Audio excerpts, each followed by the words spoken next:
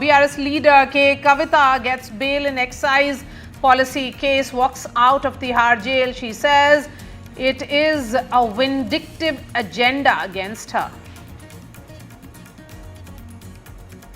It's COP versus protesters on the streets of Kolkata. High drama during protest march to Bengal Secretariat. Protesters demand Mamata Banerjee's resignation. BJP's Bengal strike call after police action. Kerala film body is disbanded. Mohan Lal quits as the chairperson of the Body Association of Malayalam movie artists resign en masse. Trouble mounts for actor Darshan after prison party is busted. 3 FIRs is lodged and court orders transfer of Darshan from to Bellary jail. Deputy Chief Minister D.K. Shivkumar rubbishes BJP charge of visiting him in jail. Jai Shah is elected as next chairperson of ICC. He will assume role on December 1st.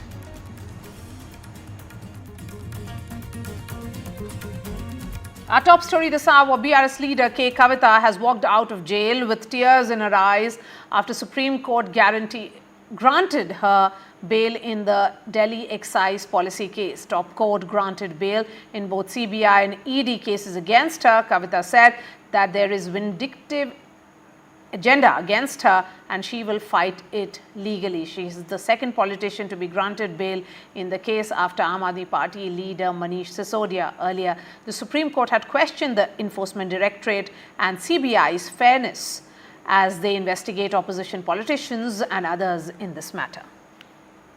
They were always tough. We are fighters. We will fight it out legally.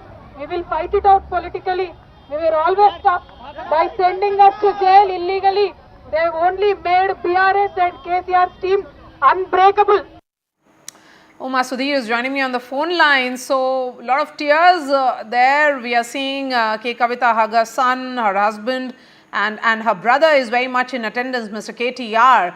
What next for her politically, Uma? One, of course, is the legal battle will certainly continue, but politically, the BRS is on the back foot here in Telangana, and her brother in the last few weeks is, of course, the working president of the party, has been very, very aggressively taking on the role of an opposition party here. Of course, they ended up with only 39 MLAs, and Lok Sabha election they drew a blank, and yet K.T. Ramarao as well as his cousin Harish Rao have been holding up the flag of the BRS, behaving like a party that really counts, and that has in a sense infused some amount of confidence in those who were in fact deserting the party and moving over to the Congress. In fact, they are in the last few weeks we have not heard of anyone cross over at all, and that I think is a result also of this kind of an aggressive stance that KTR has taken, and I would reckon that Kavitha would also slip into that same role as well. But before that, of course, today, a very emotional reunion for Kavitha with her family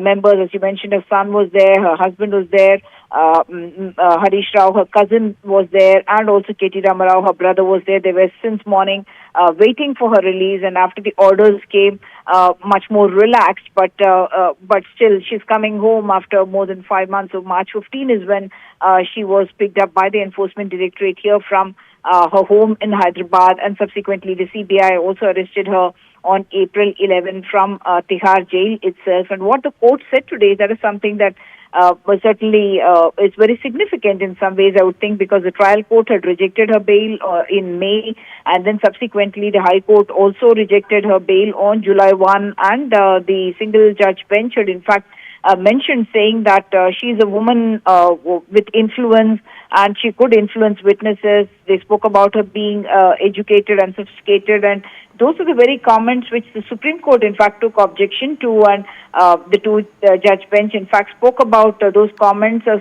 being rather perverse interpretation, and said that women will be entitled to the benefits that they are allowed under Section 45 of the Prevention of Money Laundering Act, and said that that is a misdirected kind of interpretation that the law had been given, and therefore Kavitha, since the investigation is already over and the charge sheet has also been filed, the court saw no reason to continue to keep her in jail, and that's why the bail was given to her in both the enforcement directorate case as well as the CBI case. All right, Uma, thank you so much. Remember, K Kavitha has been in jail since March over alleged corruption and money laundering charge in connection with the Delhi liquor policy case, and after 5 months, today she walked out of jail. Chaotic scenes played out on the streets of Kolkata today as police intercepted a protest march to the state secretariat Nabanna over the rape and murder of the 31-year-old doctor in Kolkata's RG Kar Medical College and Hospital. Riot police used tear gas shells, water cannons and batons to stop the protesters from proceeding towards the state secretariat. Some of the protesters were also seen throwing stones towards the cops. Now the BJP has called for a 12-hour strike in West Bengal tomorrow to protest against the police action today.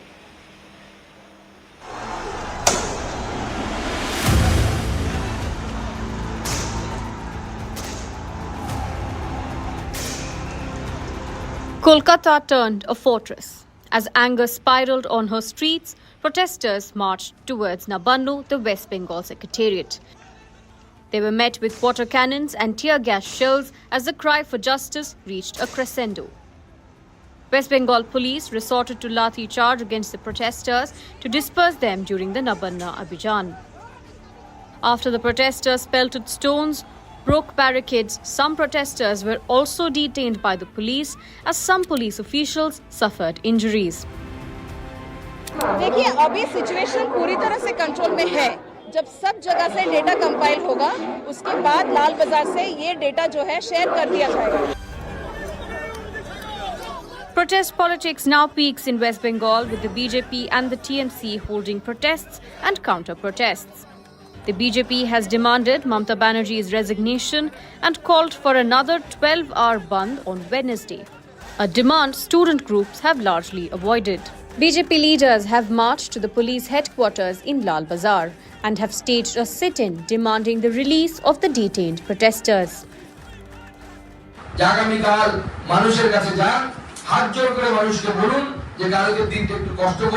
কালকে আপনার বাড়ির মেয়ের কথা চিন্তা করে আপনার বাড়ির সন্তানের কথা চিন্তা করে 12 ঘন্টার সাধারণ মন সফল করুন कि अगर मुख्यमंत्री का ये चरित्र है तो चाहे वो पुलिस कमिश्नर हो चाहे वो ममता बनर्जी हो पहले तो इन्हें तुरंत इस्तीफा देना चाहिए.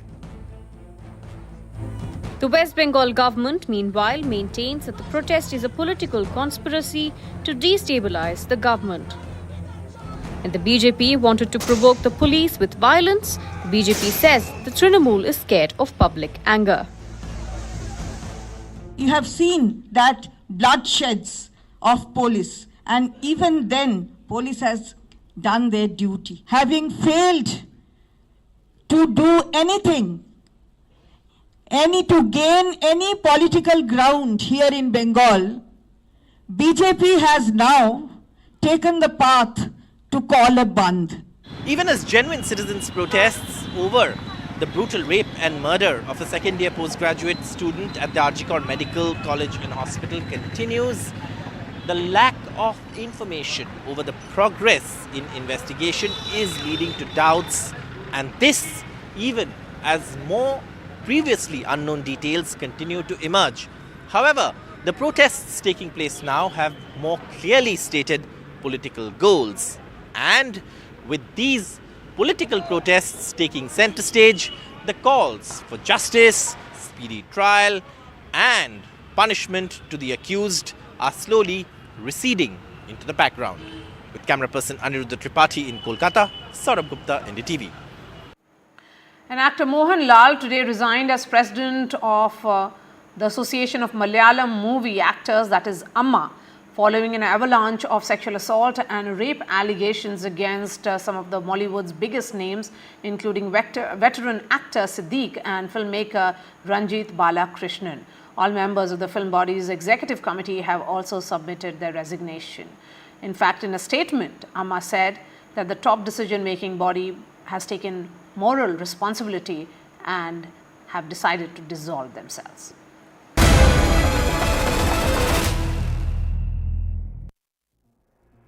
Heads are rolling. The Association of Malayalam Movie Artists, headed by actor Mohanlal, has resigned en masse following the allegations of sexual misconduct against several prominent members. We must understand that this SIT has been constituted based on to inquire about the incidents which have reference in the Hema Committee report, Justice Hema Committee report. That committee was constituted by the Kerala LDF government, which was based on a memorandum given by actresses in the backdrop of that sexual assault of an actress, leading actress in Kerala. So the committee has given its report, and now recently, a couple of days back, government has made it public, and then even the people or even the actresses, they have deposed before the Justice Hema Committee. They themselves have come out, some of them. You were asking about that MLA. He is part of LDF, and I am sure that the LDF committee, the left front committee, there is a coordination committee, and that committee will look into it, and it will be proper, and it for that MLA, he himself step away from his position, put his papers. And I think the formation of the SIT by the government is also a very, very positive step, and it provides a platform for women to come. And also I must congratulate these brave women for coming out in public and speaking the truth. And the WCC has also played an extremely important role in enabling this environment where women today can come and speak out. So I think the efforts of the government and the WCC and the individual courage shown by these women, the actors and others in the industry, will certainly help to address all the issues which the Hema Commission has raised. About MLA Mukesh, what Meenu has said and the statement that he is alleged to have made, I mean, what he said is so sickening. It is absolutely a prime example of sexual verbal abuse. Both the left party leaders told NDTV that the left front stands with the women coming forward to complain. This, even as Kollam CPM MLA, actor politician Mukesh, who was accused by actor Meenu Munir of sexual misconduct, said he had proof to show that he had faced blackmail by Meenu Munir and her husband. He called it a political hunt and welcomed the probe by the SIT constituted by the government. An FIR has been booked against film director Ranjit Balakrishnan on the complaint of Bengali actress Srilekha Mitra. It is as though a quake has hit the Malayalam film industry ever since the Hema Commission report was made public. The action now shifts to the Special Investigation Team, which is expected to investigate and take action as well. Whether there will be a political fallout, because Kerala Kollam MLA from the CPM has also been accused in this case, and BJP MP from Trishur, who is a Union Minister, Suresh Gopi, has not yet reacted. With Ishika Verma in Delhi and camera person Nagraju, Uma Sudhir, NDTV. And Malayalam actor Erivela Babu has filed complaint with the Kerala DGP and SIT against two actors. He has filed complaint against Jubitha and Meenu Munir. This after Meenu Munir had filed complaint against Erivela Babu alleging sexual and verbal assault. Kannada actor Darshan, who is in judicial custody in a murder case, is being shifted to the Bellary jail after massive controversy over his picture going viral, where the actor was seen hanging out with three other accused in the central jail in Karnataka. The picture sparked outrage over the alleged special treatment being given to the actor. Meanwhile, Deputy Chief Minister of Karnataka, D.K. Shivkumar, has spoken to NDTV, and he has said that he never met Darshan in jail. Pratibha reports. Following viral pictures and videos of Kannada star Darshan, 9 officials were suspended and 3 FIRs registered, one investigated by ACP and the other 2 by inspectors. FIR 1 is against actor Darshan and 2 others for engaging in a video call inside the jail.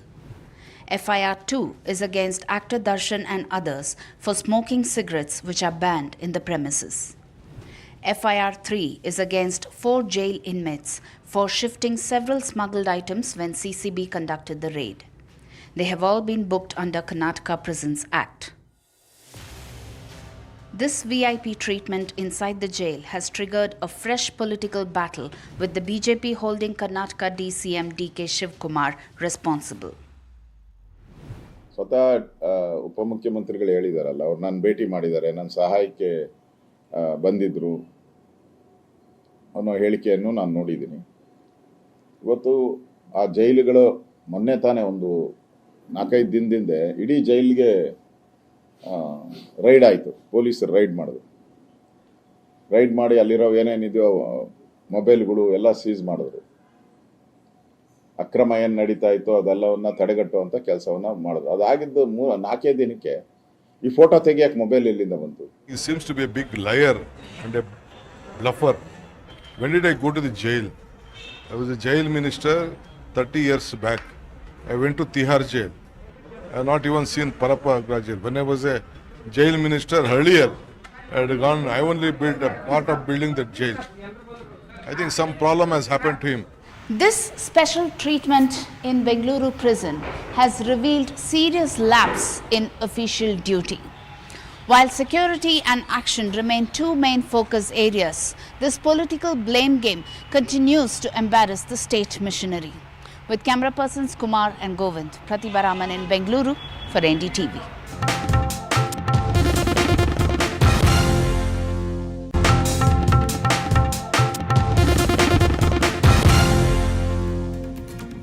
Today was the last day of nominations for the first phase of Jammu and Kashmir polls. The state will go to polls on 18th of September. Leaders across parties, including several independent candidates, made a beeline to file their nomination papers. Banned outfit Jamaat-e-Islami is fielding at least 3 of its former members as independent candidates from various constituencies of South Kashmir. Meanwhile, the BJP today released a 3rd list of candidates for the 2nd and the 3rd phase of Jammu and Kashmir polls. So far, the BJP has announced the names of 45 candidates across 3 phases. Today is the last day of filing of nomination papers for the first phase of assembly elections in Jammu and Kashmir, and poll fever has gripped Pulwama here.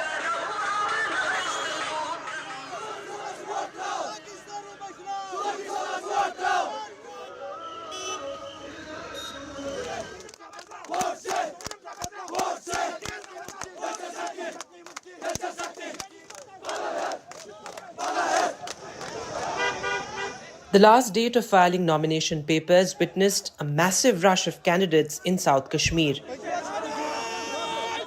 In Pulwama, once a hotbed of militancy and separatism, over 30 candidates filed their nomination papers. Among them, 2 accused under anti-terrorist law UAPA and a Jamaat-e-Islami linked candidate.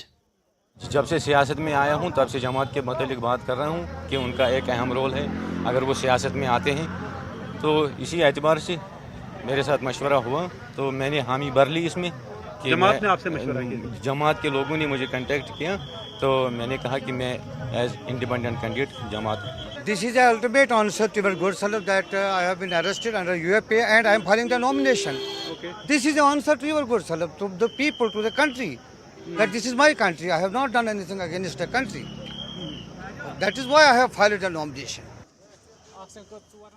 Jamaat-e-Islami is a banned organization under UAPA.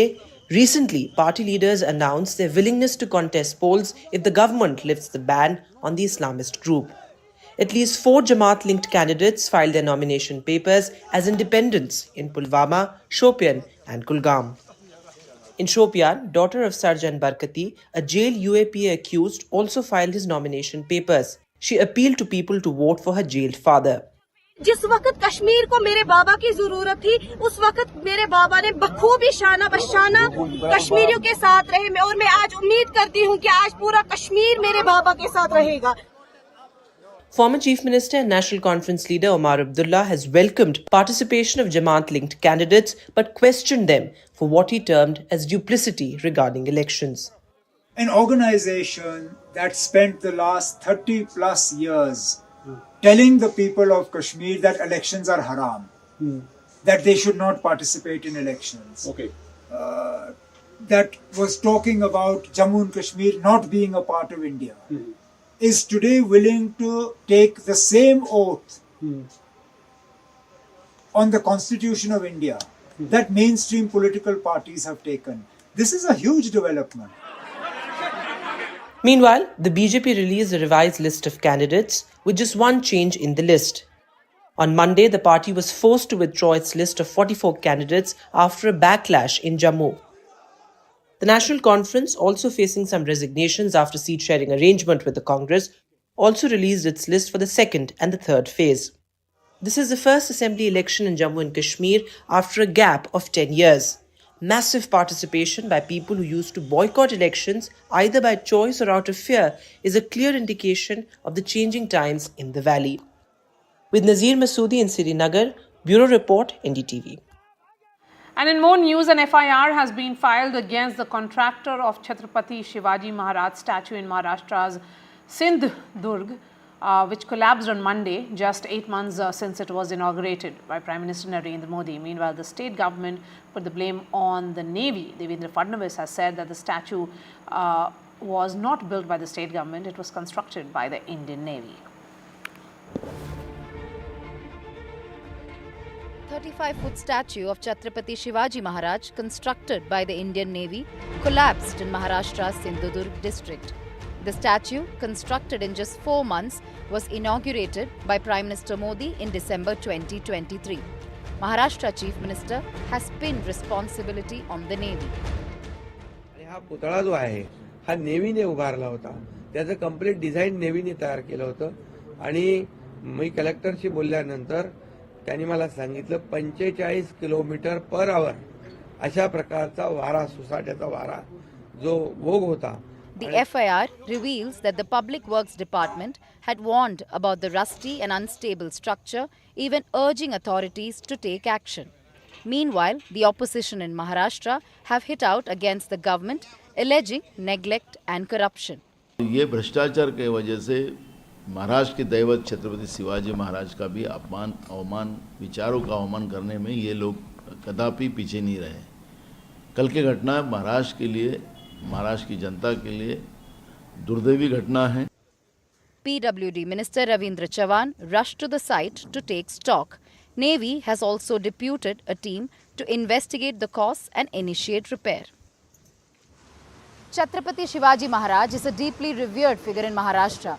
This incident has not only embarrassed the state government but has also given ammunition to the opposition to accuse the state administration of disrespecting the Maratha warrior and hurting the sentiments of people.